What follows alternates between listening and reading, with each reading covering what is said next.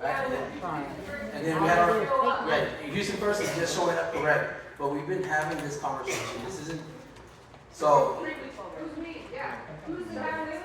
There's folks that are in this room that have been in these meetings as well. Why? There was one meeting. What? There was one at Houston First as well. Well, King, we started these meetings a lot longer than that. I was serving on the super neighborhood when the route was going to come down Houston Avenue. I just shared a text a few minutes ago that I posted in 2015 about the closing of Polk. Those discussions were happening at that time. Yes. And we've been asking ever since then, and a meeting before that as well, what are we going to do about Polk? How are we going to keep that open? Yes. And prior to the JRC process, and that was a conversation we had Eastwood Civic Club meeting 3 weeks ago. So prior to the JRC application that was submitted by Houston First, the reroute, it was still closed because folks in here said it was already closed because of the textile project. The reroute was still going to allow for vehicular traffic along Polk. And so that was something we were in this room years back, and Senator Alvarado was in this room as well, advocating for it to stay open to textile. And so that reroute was what essentially was going to happen. Textile maps outside show that Polk is open. Yeah, that's correct. Why can't there be a bridge over the freeway for Polk? I'm gonna keep going through the questions. It says. One second. Yeah.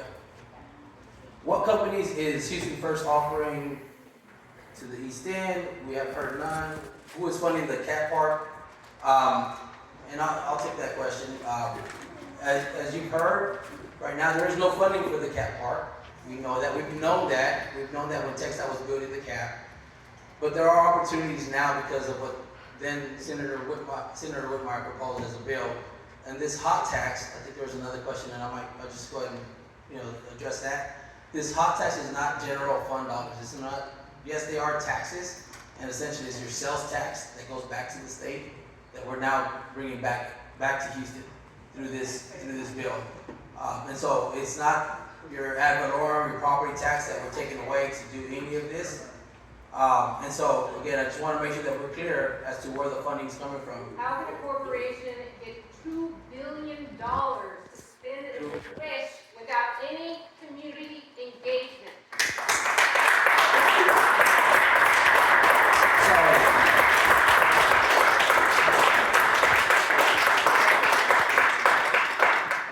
The bill was presented two years ago for Houston First to be able to take in these dollars, the hot tax, right? As far as the community engagement, I'm with you. I agree. I've talked to Michael about this 3 weeks ago whenever I first found out.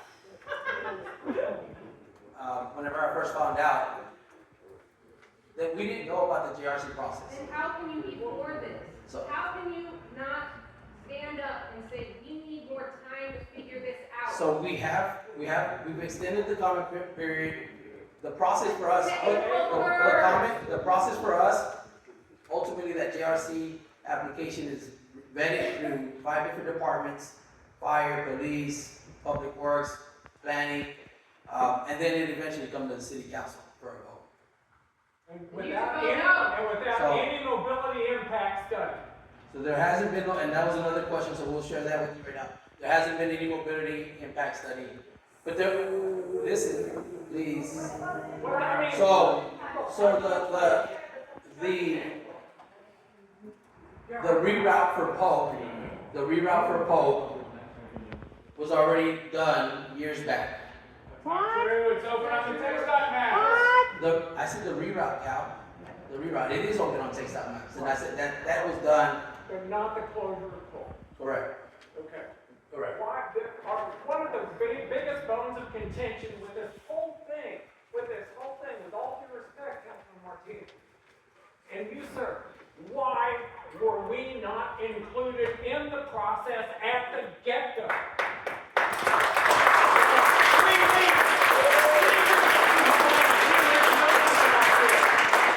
And everybody's approaching us as if it's a done deal. Thank you. For over a Thank year. you. Thank you. They contracted people over a year ago, and they could have brought the community chose not to. So you need to do something now to take our voice into account and our input into account. Deny the abandonment. Yeah, so we, again, I'll reiterate what I said earlier. We should have been to the table earlier, okay? I take that, folks. We have heard the feedback of what it is that the community is looking for, which is that connection from east to west. And we're working very hard with the city to ensure that remains. That remains. That is what our commitment is, to work to be able to do. A walkable plaza does not replace a major thoroughfare for cars, metro, and bicycles, basically.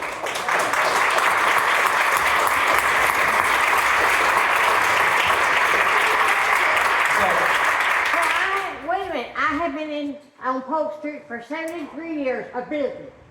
I own an automotive business on Polk Street there for 73 years, and I was just notified last week that this was happening. Why? Yeah, no, and it is a good question. And you're It's, gonna close this Polk, and it's gonna hurt my business. Way to go. This is, I can't remember who mentioned it. This is the crux of why we're here, why Houston First The is. crust is burnt, so do something else. To tell us we're screwed? Yeah. Make it right. Stop the project until you get it right. Stop the project until you get it right. You started off wrong, stop it, and restart it the right way. Right now, it's all that paper. That's it. That's it. Stop it.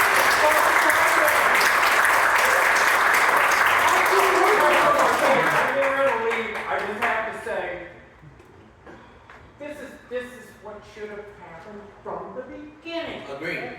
Okay, and the only reason why we're in this auditorium having this meeting tonight is because of the community pushback. Forgive me, I gotta get out of here. So,